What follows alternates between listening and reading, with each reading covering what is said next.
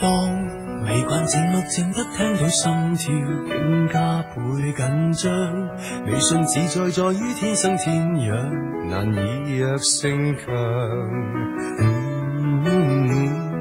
殺入戰場，最終習慣為着獵取一身盔甲，竟不怕損傷。為了夢幻日子得到保障，用噩夢結帳。誰比誰越來越想，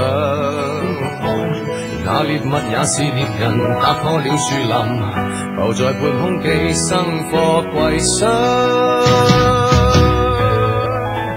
誰明白這異象？6月悲傷，個笑得哀傷，誰又會鑑定誰正常？